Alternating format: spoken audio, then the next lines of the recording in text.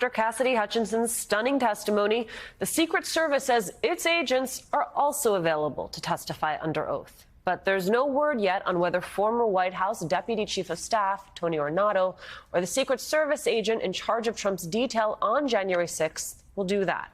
We welcome back Carol Leonnig, Pulitzer Prize-winning investigative reporter for The Washington Post. She wrote the book on the U.S. Secret Service. And Clint Watts, West Point graduate, Army veteran, former FBI special agent, and a distinguished research fellow at the Foreign Research Institute. Carol, I want you to give us some background. Who is Robert Engel? What do we need to know about the Secret Service during the Trump presidency? Great questions, and so concise as you so cleanly are. First off, I'll say, Alicia, the thing that you really need to know, we all need to keep in mind about the Secret Service during the Trump administration is that, you know, president to president, there can be some loyalists that stick by a particular president, but Donald Trump politicized the Secret Service in a way that no other president had before. The most similar situation might have been President Nixon, who tried to use Secret Service agents as spies on some of his political opponents, candidates for president. He tried to install agents he thought were loyal to him to sort of catch them in the act of something bad and report back to him.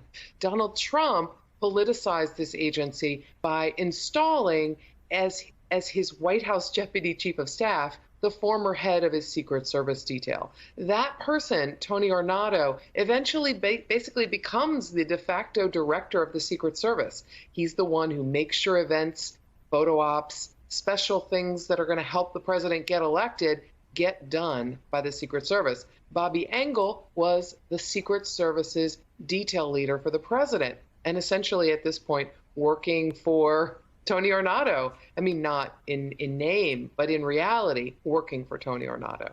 I mean, Clint, I would love for you to just weigh in on how unusual that is. But I also want to talk about the fact that you have the right today challenging the veracity of some of yesterday's testimony. But we're not getting a lot of pushback on the actual security situation that day. And I wonder what you make of that. Yeah, Alicia, I think there'll probably be some actual written details. Usually in any sort of security plan for an event like January 6th, there'll be some sort of operational planning, an actual write-up that can be referred to. And you'll see some sort of a plan set up. Magnetometers were discussed during the hearing, which are a normal thing that someone would use to try and prevent weapons from getting very close to the president or anywhere near any sort of government buildings.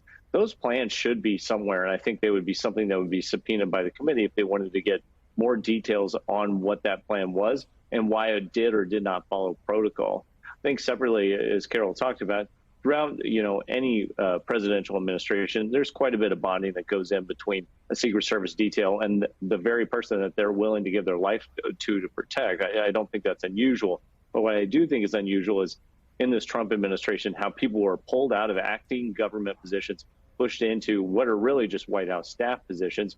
And it also really starts to erode the integrity of these institutions.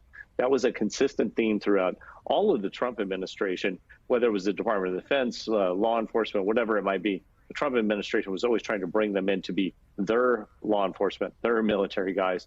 And that's what caused so many problems across the U.S. government in that 4-year period. Carol, to this whole conversation about what is usual and unusual, the New York Times points out the willingness of the agents to provide potentially critical details about the person they were protecting marks a rare turn for an agency that has historically prioritized the secrecy of presidents, even in the face of investigations. Carol, just how unusual is it for the Secret Service to offer up any specifics about what it does?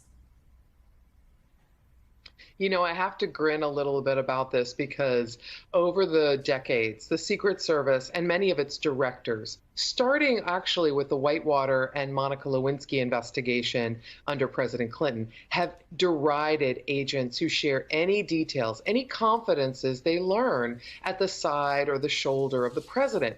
The goal is smart. It's you don't want a president thinking that the guys who are right next to him are absorbing his secrets and gossiping about them later. You want the confidence of those individuals because you want those individuals close. But I grin because the Secret Service doesn't want any details shared except apparently those that are flattering to the president and flattering to the Secret Service. That's one of the stunners for me in exploring this agency. You know, they didn't want any detail agents interviewed by Kenneth Starr about whether or not the president had lied about being alone with Monica Lewinsky, which he had.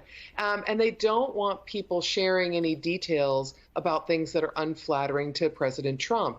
But here now we have an agency that says, wait a minute, we dispute Cassidy Hutchinson's account, which she makes clear as secondhand, and we are willing to say that we were in a car with the president and no such attack took place. The president didn't do anything except get angry that he wasn't allowed to travel to the Capitol as he insisted on doing. And I just want to say one more thing about, in some respects, how while this story is salacious and lurid and the source of amazing media treatment, right, including by my newspaper, the things that Cassidy Hutchinson said that she witnessed firsthand are the most dramatic, right? The president attacking a federal officer is a shocker if true. But the president telling the Secret Service not to mag people who had firearms so that he could speak to them, have a better rally, and then send them to the Capitol armed is really the undisputed stunner. I would add a layer to that, Clint, which is all the talk about the Oath Keepers hearing the word Proud Boy closer to the planning of the January 6th rally when Mr. Giuliani would be around. I mean, members of those groups are already facing charges of seditious conspiracy. Do you think this testimony then weighs in? I absolutely do. I think there are two parts to it. We already had seen from both the documentary footage and from evidence over the last few weeks that the Proud Boys and the Oath Keepers, Rhodes and Tarrio, had linked up in a garage. There was obviously some sort of coordination and planning. I think in both of the indictments, when you read them, the text communications that have come forward through it clearly show that they have some sort of an informant on the inside that's providing them some sort of information, or they have worked with somebody as a cooperating witness for reduced charges. And then you start to expand that out. The most key person to me, which was out in the open on January 5th and 6th, is Roger Stone.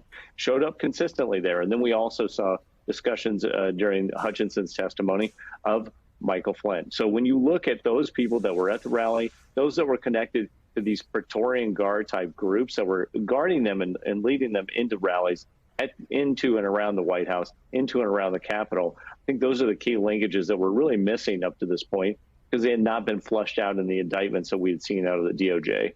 So I thought this, one of these things from the hearing that is probably most important are these connections between the White House and these militia groups. I think that will get fleshed out in the coming weeks. And that's really where the ties are. We're talking about insurrection. We're talking about violence. I'm much more interested in that than whether there was some sort of argument in a sedan with the president.